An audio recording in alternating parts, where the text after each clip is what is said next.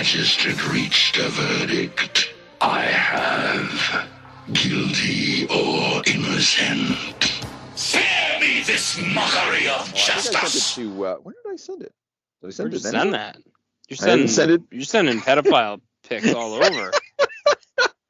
Okay, forget about it. It's Epstein. I'll cut that bit out. It's Epstein. This is great. Yeah.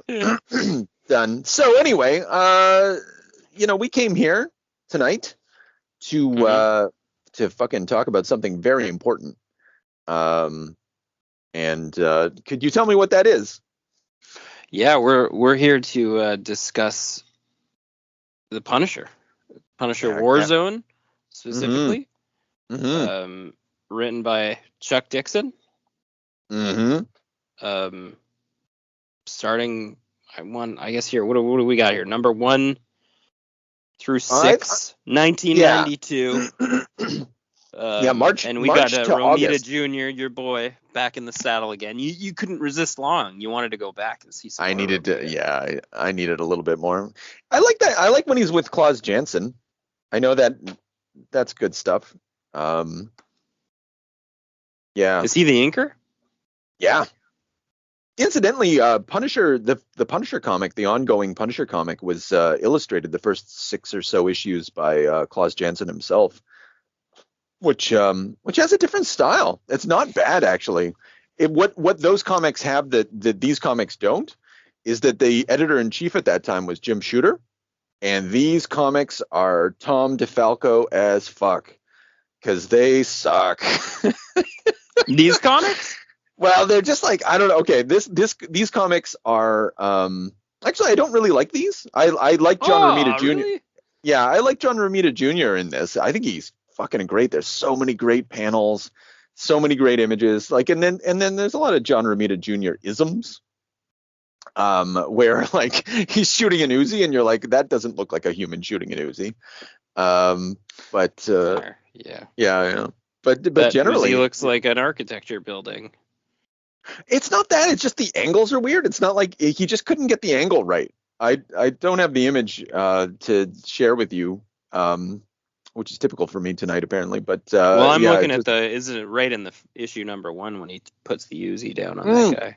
That's right. That's exactly what I'm talking about. Yeah, at Delbert. For old Delbert, the crank dealer. He's fucking. The snitch has gone ballistic on ice or lightning or some other lab junk. Yeah, you got nothing I can use, Delbert. Yeah. Yeah. What is that? 10 shells that he unloads into Delbert? Yeah, that's exactly it. I'm just like, this guy's an animal. This Punisher's an animal, by the way. Yeah. This is the Punisher. Really, I mean, like how I imagine the Punisher anyway, which I think is part of the reason I sort of found them charming. But well, Chuck gets the Punisher. Like his Punisher comics are, they're actually kind of a pleasure to read. I think it's strange because I've been reading like his I've been reading him chronologically, and earlier on, his stories are all one shots. It's all one issue, and he packs so much to one issue.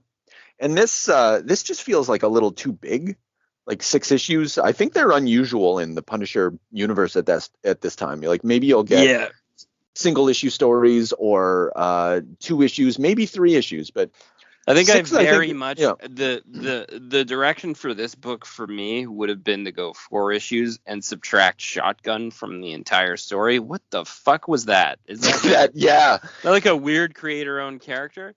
No. I do appreciate Chuck Dixon entering an African-American gentleman into this scenario. That's very rare for him.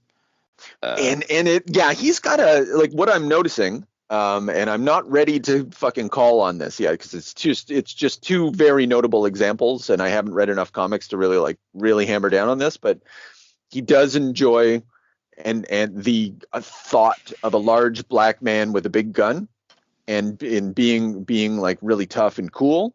And normally though, but the 2 examples that I've seen so far is just like one that says absolutely nothing, and this guy who talks a lot, and kind of is, but also is kind of like he talks like what someone might think a black guy is supposed to talk like, like like an old white guy would interpret. Yeah, because like he every once in a while he raps or something like that, and he's just like, He's I just had a like Dennis big Rodman. expense kit. Yeah. He's It's just, yeah. Anyway, that shotgun character though, he comes from a Daredevil comic that John Romita Jr. drew. This guy's the creation of Ann Nocente. So, well, he's cool enough. I just don't think that he didn't. Not only did he not need to be involved in the story, he actually wasn't involved in the story. He's kind of like he's like this troublemaking, needless character. Because like, so let's back up. This story is about Frank Castle. So he has a fight with Microchip, his sidekick. Yeah, they have kind of like marital spat, which actually is like strangely homoerotic.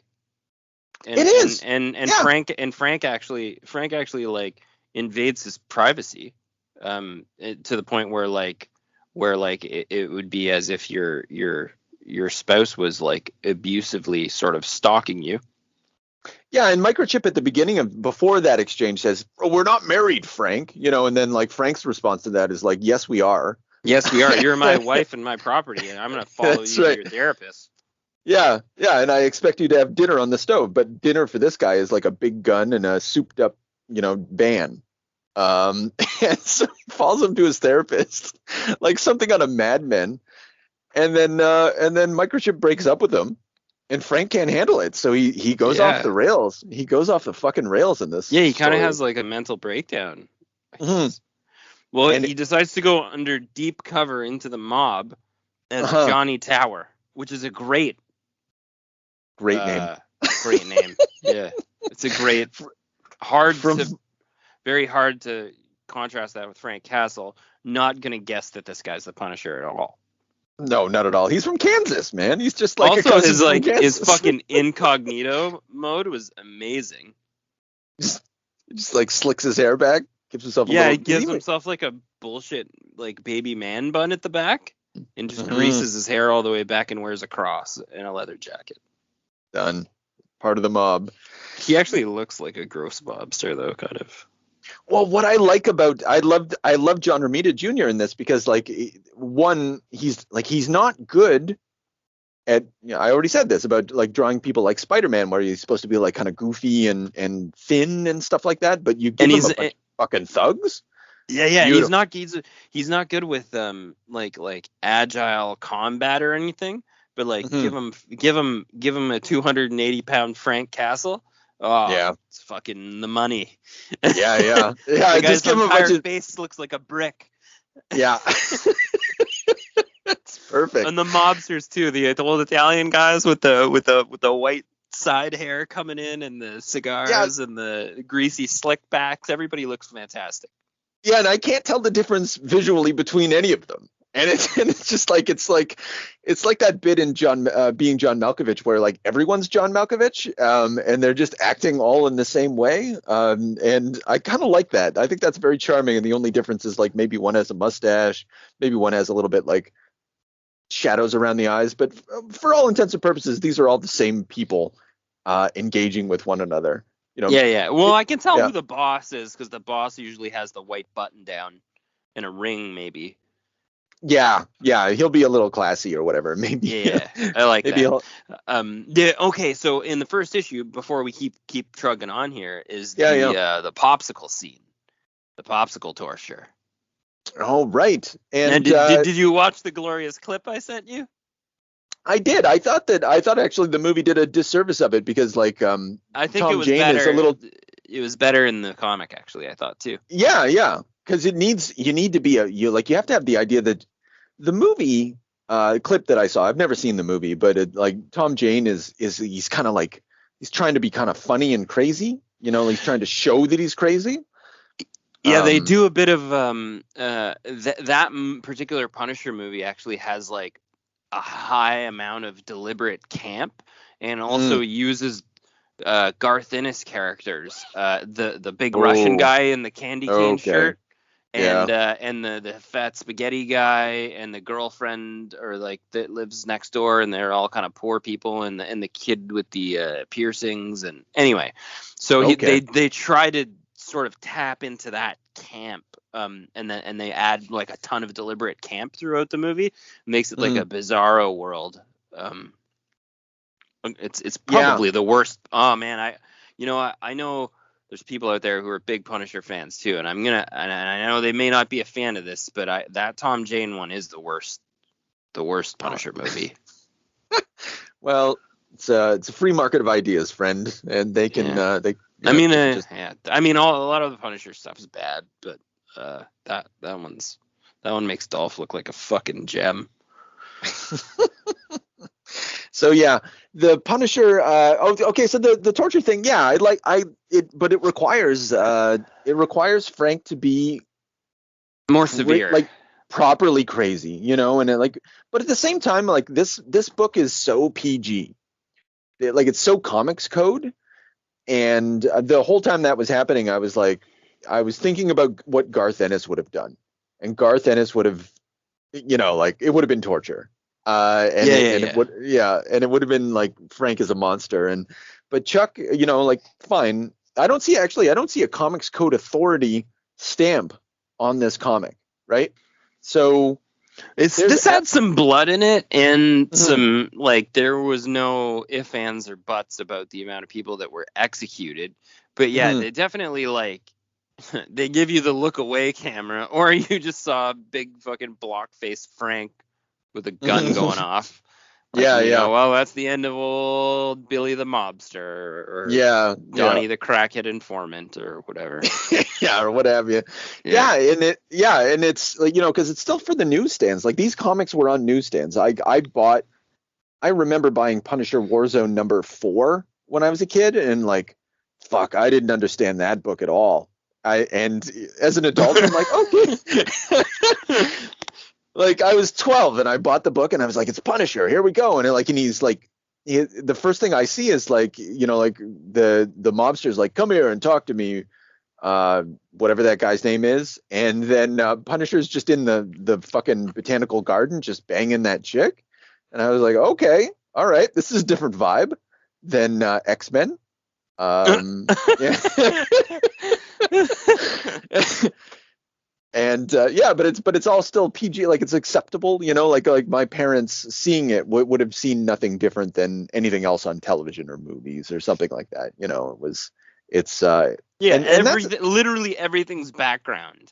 Anything that would have brought shock and value to the story and was actually in the story was basically you'd fluff over and do a cutaway to a mobster, and you'd be like, "Oh, Frank just got lucky," and then but that happened while other people were talking, and you didn't see. Yeah, and then you'll see him putting his shirt back on, and he's just like, "Yeah." The same thing is this guy got shot and killed, but that happened off panel, Yeah, and that there was that one thing where Sal ends up under the ice or whatever. Oh, what the fuck was that? Yeah, and becomes a new supervillain. That's another thing I don't care about this story. It's clearly setting up. It feels like it's trying to do a Claremont thing, where it's setting up a soap opera. And I don't think the Punisher and soap opera don't go together in my mind. You can tell melodramatic stories with the Punisher, but they got to be done in one, like a Conan story. But the moment you try to treat it like an ongoing serial or whatever, it makes no sense, because he kills people and he doesn't make mistakes. And if he fucks up, he's not the Punisher. And so if Jigsaw can live to fight another day, that doesn't make any sense to me. He shot Sal twice. Well, yeah, but I mean, to finish him off, after he crawled out of a shark tank, which is unlikely, he shot him twice, square in the chest. And then he got himself up onto a fishing boat? No. I'm just giving that a hard no. You would bleed out in the water. That's he was ridiculous. underwater but he was in ice water for 4 days. Dead. Yeah, that's true. Yeah, and then they just brought him back and really like by the spirit of revenge, and and like I've been fucking around with some of the Mike Baron Punisher comics that preceded Chuck's run, and it used to have there's comics about Punisher fighting Doctor Doom and teaming up with like any number of superheroes or not, or just like engaging with them in these really or fighting the Reavers. Like he fought the Reavers in a story and stuff like that. So like there's a version of the Punisher that this book is trying to also reconcile itself with that is part of the Marvel universe. Right. Because part of the bread and butter, especially I feel like for a solo character like this, is that you need to cross him over. Like I can't just have this guy go around butchering people. Actually, turns out after many decades that you can. People love that. Yeah, they want him to just continue to butcher people over and over in creative ways, and then get down on his luck and just make a big fucking comeback and kill you in the end, and then just do it again. Yeah, and it doesn't matter if Spider-Man shows up. It's just funny to me that he was like the Punishers are like in 1992. Chuck's writing Punisher War Journal and this book, and there's a Punisher line, and there's Punisher Armory, and there's Punisher War Journal. Punisher summer specials or all these one shots and stuff like that. It's Punisher, and he's guest starring, and the same with the Wolverine's guest starring in Anywhere, just to raise the books up. And it's, I don't know, like it's like, and this is at the same time that Spawn is merging and Wildcats, and it's just like Punisher and Wolverine are the two main characters that led or influenced or produced the grim and gritty era and the Image era. And yeah, you're right. Like it's fucked up. It's fucked up that these are the sellers, and just like people just want to see these killers, but they also want them to wear costumes, and you're like, why? What's the point? And you want them to team up with Spider-Man? This this is a little odd too. Like, and I'm gonna kind of like dip back into the homoeroticism. Like, there's so much topless Frank, big hairy fucking topless Frank. I think he even has like kind of a mankini brief that he wears. Oh, I took a yeah. It's weird. Is that going to be the cover? You can make that. Yeah, I've got a couple images that I'm kind of hemming and hawing, and I'm trying to figure out like, but yeah, that's got to be the money shot. Yeah, it's so weird, but it's not the first time John Romita Jr. has. He also prior to this did. Oh shit, what was it? I love this comic, actually. It's fucking cool, but it's again written by Howard Mackey, so it's fucking trash. Ghost Rider Wolverine Punisher crossover, 1991. Okay, that's nice. Yeah. It looks amazing, and it's like they fight the devil, or just like whoa, might as guys. well. Anyway, the Punisher, it's a similar situation where I think John Romita Jr. kind of just likes to draw nude Punisher. I don't. Who doesn't? I mean, it crosses my mind, Yeah. What's that hairy fuck look like without that skull shirt? What's that big monster look like in a mankini? There it is, right before my. And I like that in that panel. He's has internal dialogue where he's pining about his lost wife man. Yeah. Micro. Yeah. He probably just went out for pizza or to the movies or maybe over to Radio Shack. You think about that in your mankini, Frank. Your wife will come back to you soon. It's very bizarre. I mean, there's some elements. And the fact that he like throughout 6 books, the most coveted relationship, even on his deathbed while he's getting knocked out and chained to a car, he's thinking Micro will be there. Micro will save me. He's going to be in the shed. He'll disarm the bomb. Everything will be okay. My relationship will be saved. And the fact that he shacks up with a woman but purely uses her, has no affection for her at all. Like it was purely a tool for him. Like this guy. Anyway, a very interesting angle to take, I think, and not really overtly hidden either. No, not at all. It's practically text. And but the funny thing about Chuck is that I don't think for a moment Chuck's all so I've been reading his Birds of Prey books as well. I'm on a little Chuck fest right now. Yeah, treat yourself. Yeah, and oh man, there's so much fun. It's these ladies, it's like it's like, what if we got this guy who wrote these macho crime books all the time, but we got him to pretend that it was ladies instead.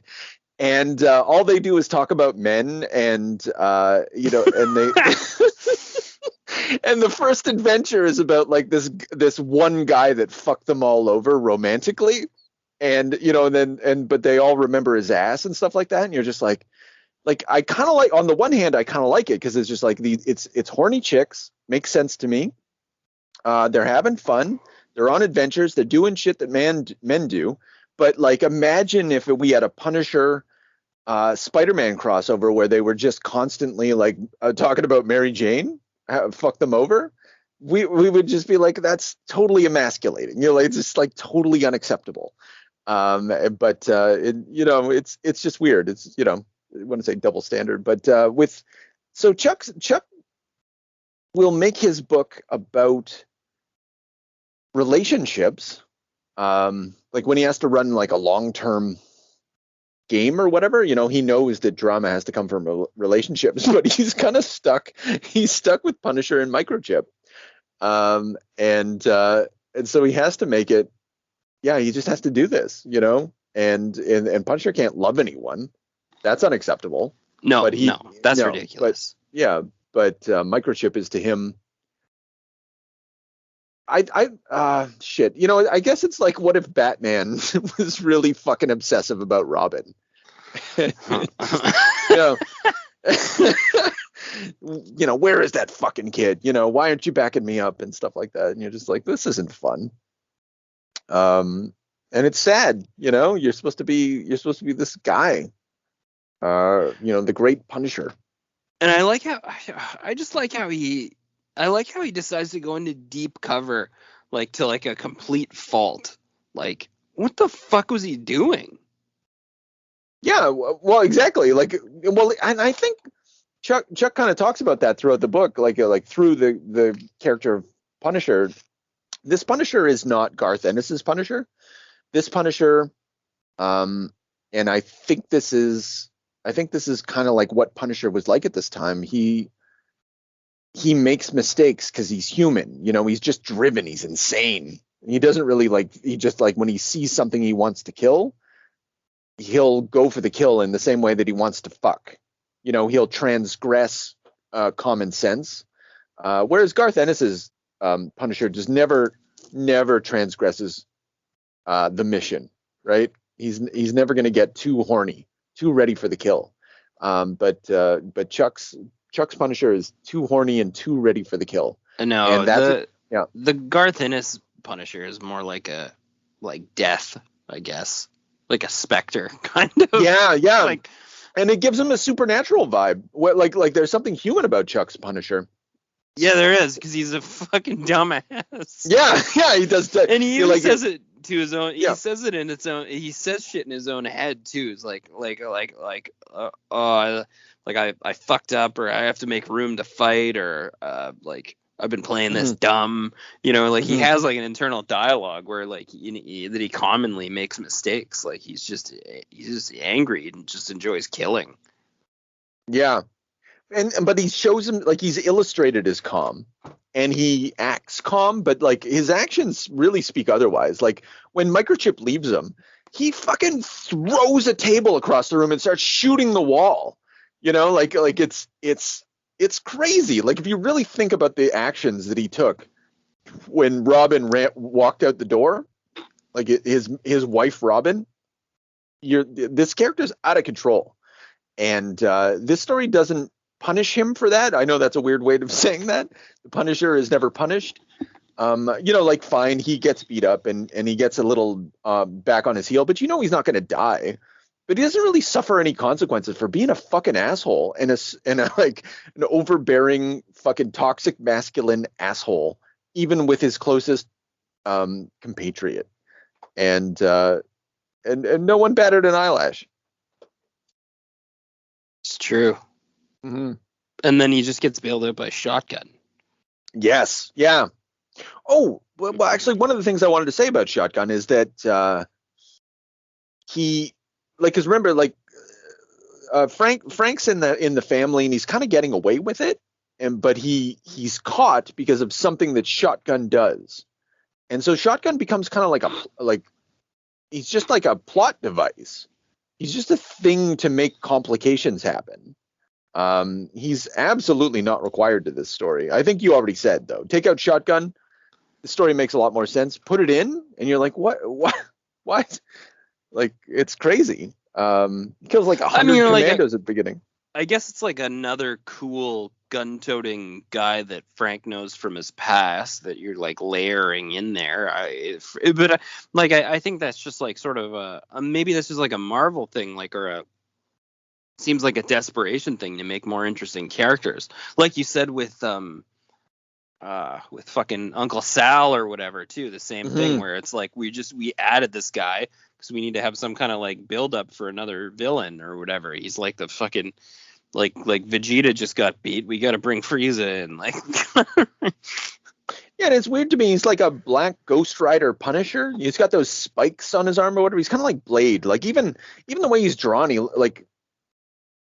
something about the way that Romita draws him, like when he's got his mouth open in that Romita way, like the way the saliva in his mouth, like I don't know what Romita's drawing when he draws like people screaming, but they're just full of saliva. Everything is like but it looks like vampire teeth, and it just seems so cynical, so 1992 cynical. Like we're just like, here's a character with all this stuff, maybe he'll catch on, right? Here's a new guy. Yeah, true. Yeah, sunglasses are cool. Yeah, he's not bad, and he's kind of a fun guy. But I mean, like, he's a little over it. He's a little much. But then so is Punisher, right? So yeah, it's true. He just sits there with a fucking grimace on his face. Yeah, he's such a gun porn guy. Like, couple of shredder rounds and we're in. Now things get serious, and they just keep talking about their armaments all the time.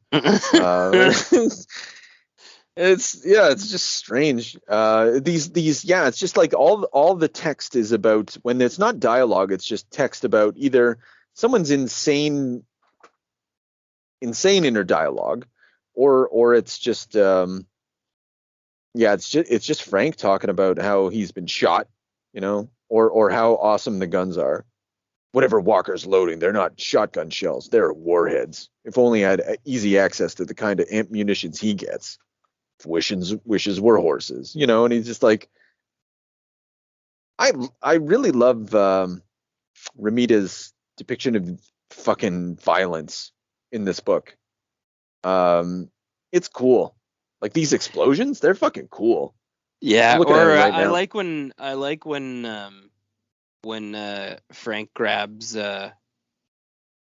Don Carbone's son-in-law with the Jerry curl and the little mustache. He looks like a little Freddie Mercury. Yeah. And he just like snatches him and like puts him in front of a hail of gunfire like he's a baby. Mm-hmm. This is beautiful. It's just and then he's just like bucking a desert eagle with no fucking expression on his face at all. While he's human shielding this kid. That's fucking Sal. That's that Thorn dude. Yeah, though, man, that's fucking amazing. Oh no, sorry, yeah, that was Sal. Yeah, that was Sal. Yeah. Either way, though, but great violence. Yeah. Yeah, get right to my point, though. You can't tell the distinction between, like, it looks like the Punisher. I can't tell. It does. That actually looks like a mistaken frame. Yeah, because it looks like Frank. Maybe it was for something else, or maybe he forgot who he was drawing. Because it doesn't look like. If you flip back, I forgot it was Sal.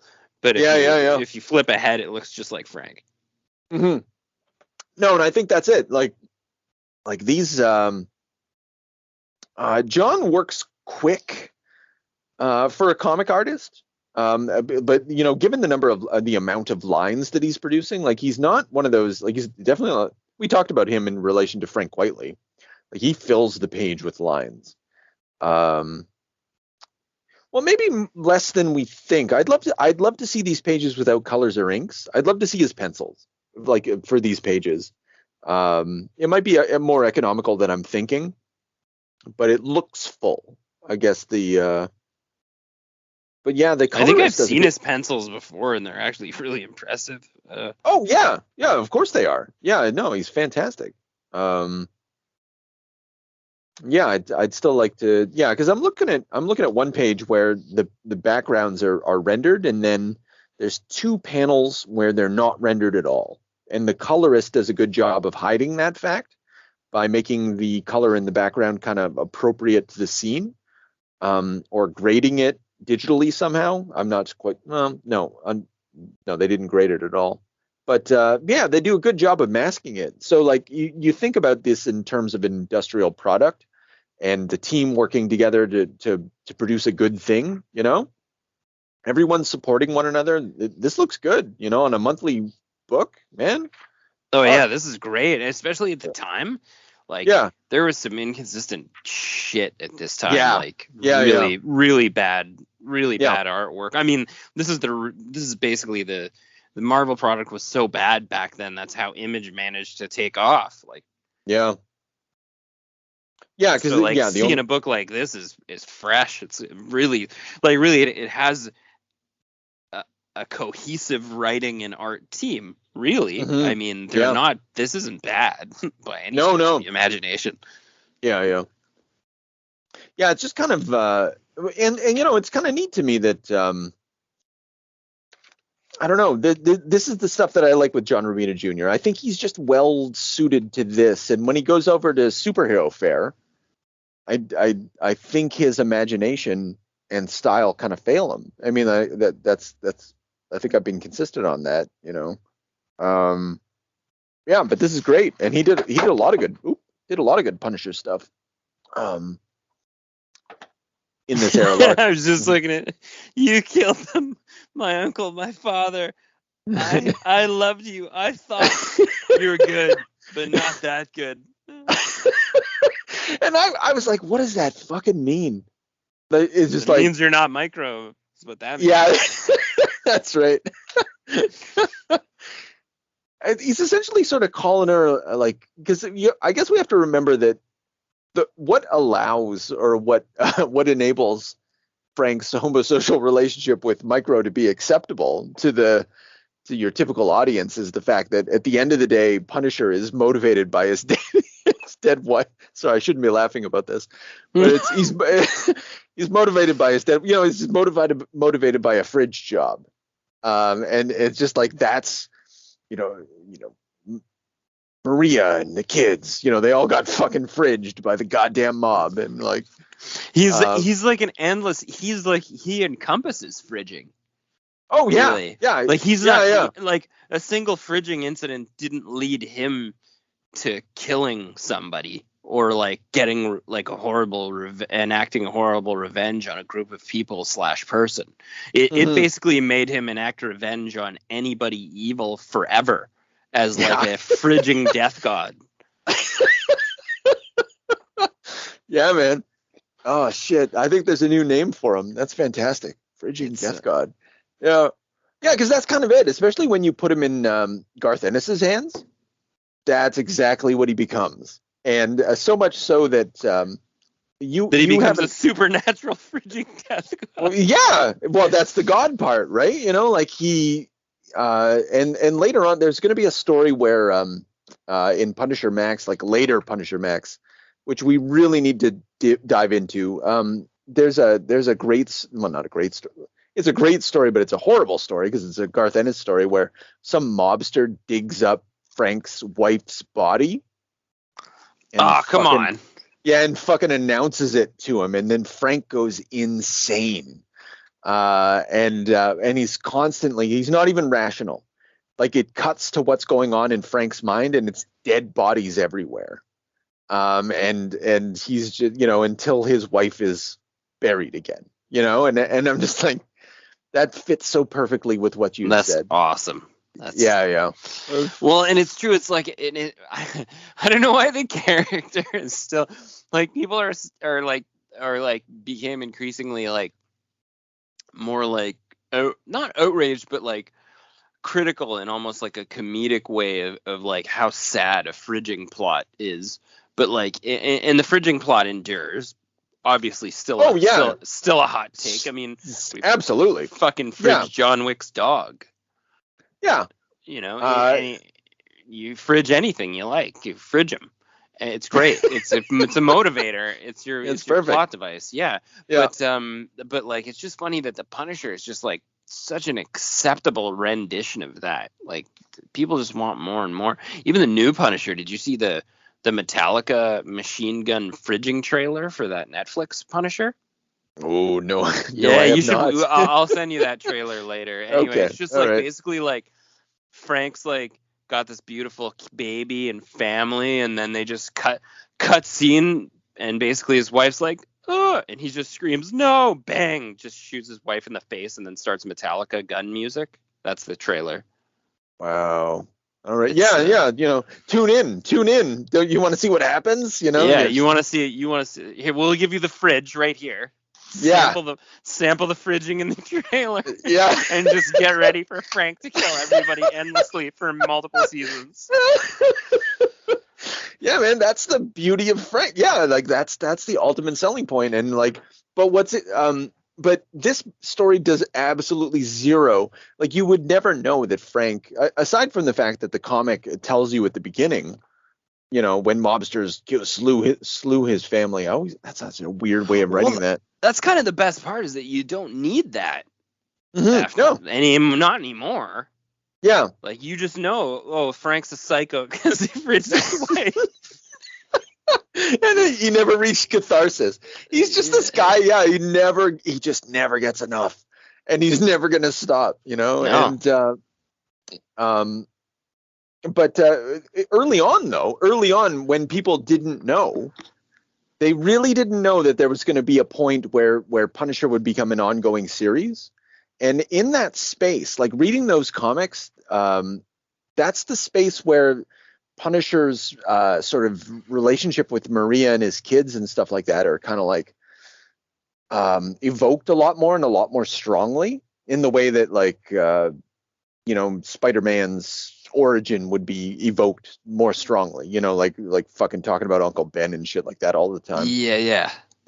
And you know, and they have a lot of heart, you know, and he's still the Punisher, you know, but he's a little more tortured, and you're just like, and like I don't know, it's just like the fridging is a little bit more relatable, whereas this fridging is just like it's like an ontological understanding. Like you've said, it's just like you don't really, it doesn't matter, you know, in your heart. And yeah, fuck. And that's, you know, like that's not cool, but it's kind of cool, you know, to I mean, sort of like it's its own thing to just not ever allow your character, like to continue to attempt to build interesting stories around somebody who never reaches their goal.